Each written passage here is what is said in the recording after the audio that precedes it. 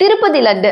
So இந்த லட்டுல நிறைய கலப்படம் இருக்கு. இதுல லட்டுல சேர்க்கப்படுற நெய்ல வந்துட்டு விலங்குகளுடைய கொழுப்பெல்லாம் ஆட் பண்ணி தான் இந்த லட்டா பண்றாங்க அப்படின்ற விஷயத்த, அதாவது ஜெகன் ரெட்டி, இதாவது எக்ஸ்சிஎம், ஓகேவா, ஆந்திராவுடைய எக்ஸ்சிஎம் வந்து இந்த மாதிரிலாம் பண்ணியிருக்காரு, ஆட்சி காலத்துல இவ்வளவு மோசடி பண்ணியிருக்காரு அப்படின்ற மாதிரி சந்திரபாபு நாயுடு அப்படின்னு சொல்லப்படுற இந்த சிஎம், அதாவது இப்போதைக்கு கரண்ட்ல இருக்கிற சிஎம் குற்றச்சாட்டு வச்சிருந்தாரு. அப்படியான ஒரு 2 நாளா எல்லாரும் அடிச்சுக்கிட்டு மண்டையை போட்டு குழப்பிட்டு இருக்கிற இந்த நேரத்துல எஸ் இதுதான் கரெக்டுங்க அவர் சொன்ன. இதுல மீனுடைய எண்ணெய், இறைச்சிகளுடைய அந்த கொழுப்பு, அதாவது லைக் வந்துட்டு பன்றி, அப்புறம் பீஃப், இதனுடைய எல்லாம் வந்து கொழுப்பெல்லாம் சேர்த்துதான் அதை வந்து எடுத்துட்டு போயிட்டு நெய்ல கலந்து கொடுத்திருக்காங்க அப்படின்னு ஒரு நியூஸ் வந்துருச்சு.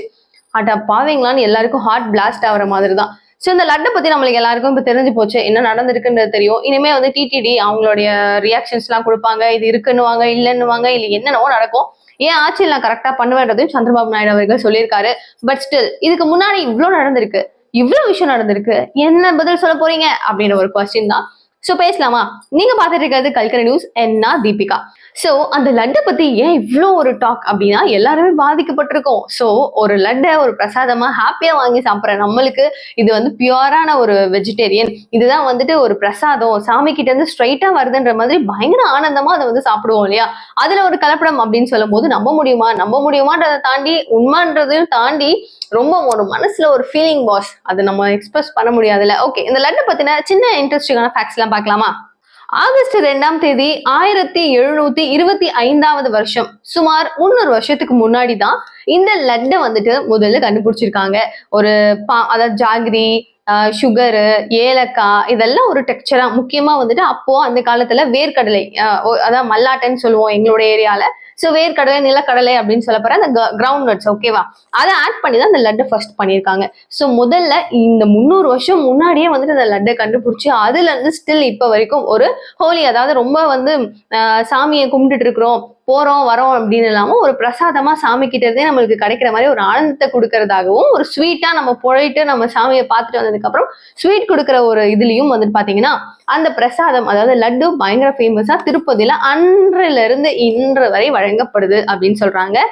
டிடிடில வந்துட்டு ஒரு நாளைக்கு 15 kgs ஆஃப் நெய்யை வந்து கன்சியூம் பண்றாங்க. அதோட ரேட் 320 rupees அப்படின்னு ஒரு கிலோ, அதாவது ஒரு கேஜி அப்படின்னு வாங்கி இவ்வளவு நெய்யை வந்து லட்டு பண்றதுக்காக யூஸ் பண்றாங்களாம். அதுதான் கலப்படம்னு தெரிஞ்சு போச்சு, அதை பத்தி என்ன பேச்சுங்கிறீங்களா?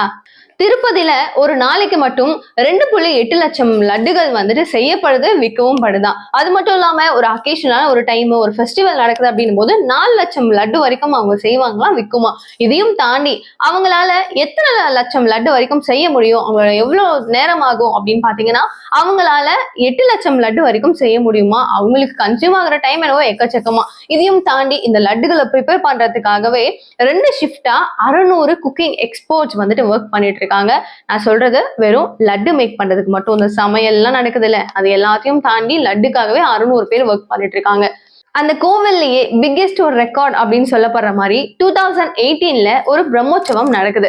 அந்த பிரம்மோற்சவம்ல செம்ம கூட்டமா பயங்கரமா வந்து இவ்வளவு பேரா அப்படின்னு சொல்லிட்டு அங்க இருக்கிறவங்களே ஆடி போற அளவுக்கான கிரௌட் இருந்துச்சா. அந்த ஒரு பிரம்மோற்சவம்ல கிட்டத்தட்ட 5,13,566 லட்டுகள் ஒரே நாள்ல சேல் பண்ணியிருக்காங்க. சோ இது பிக்கெஸ்ட் ரெக்கார்ட் அப்படின்னு சொல்றாங்க. இது வரைக்கும் அந்த மாதிரி ஒரு சேல்ஸ் எப்பவுமே நடக்கல அப்படின்னு சொல்லப்படுது. சோ இந்த அளவுக்கு லட்டு சேல்ஸ் பண்றாங்க.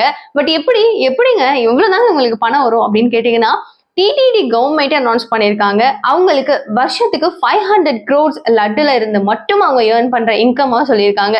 சோ ஒரே ஒரு டவுட் தான், பணம் இல்லைன்னா பரவாயில்ல, இவ்வளோ லட்சத்துல இவ்வளோ குரோர்ஸ்ல இவ்வளோ டேர்ன் ஓவர் ஒரு நாளைக்கே நடக்கிற இந்த கோவில்ல பணக்கார சாமி இவரு, பணக்கார கோவில் இது அப்படின்னு எல்லாருமே புகழப்படுற அந்த வெங்கடாச்சலபதி ஸ்தானத்துல, இந்த சன்னதியில, இவ்வளவு புனிதமான ஒரு இடத்துல ஒரு விலங்குகளுடைய கொழுப்பு, அதாவது இறைச்சிகள் செய்யப்படுற கொழுப்போ, எப்படிப்பட்ட கொழுப்போ, இந்த கலப்படம் நெய்யில, அதுவும் நம்ம உட்கொள்ற அந்த லட்டு ஒரு ஆளும் கன்ஃபார்மா வாங்குற ஒரு லட்டு, கரெக்டா? சோ இவ்வளோ பேர் சாப்பிட்றதுல ஏன் இதெல்லாம்? இங்கேயும் அரசியல் வராது, காசே இல்லை அப்படின்னா பரவாயில்ல, இவ்வளோ லேக்ஸ்ல இவ்வளோ க்ரோர்ஸ்ல டர்ன் ஓவர் பண்ற உங்களுக்குலாம் ஏன் இந்த வேலை அப்படின்னு தான் எல்லாரும் பேசிட்டு இருக்காங்க, நம்மளும் யோசிச்சுட்டு இருக்கோம். ஸோ இந்த மாதிரி இன்ட்ரெஸ்டிங்கான கொஞ்சம் விஷயமா உங்களுக்கு நான் சொல்லியிருப்பேன்னு நினைக்கிறேன். ஸோ மேலும் இந்த மாதிரி செம்ம இன்ட்ரெஸ்டிங்கான விஷயங்கள் பல தெரிஞ்சுக்கணும் அப்படின்னு நினைச்சீங்கன்னா சேனலை சப்ஸ்கிரைப் பண்ணிக்கோங்க. அண்ட் எல்லாத்துக்கும் முன்னாடி இது வரைக்கும் நீங்க திருப்பதிக்கு போயிருக்கீங்களா, லட்டு சாப்பிட்ருக்கீங்களா அப்படின்னு கமெண்ட் பாக்ஸ் சொல்லுங்க. போயிருந்தீங்கன்னா இந்த வீடியோக்கு ஒரு லைக்கையும் சேர்த்து போடுங்க. தேங்க்யூ ஸோ மச் ஃபார் வாட்சிங். பாய்.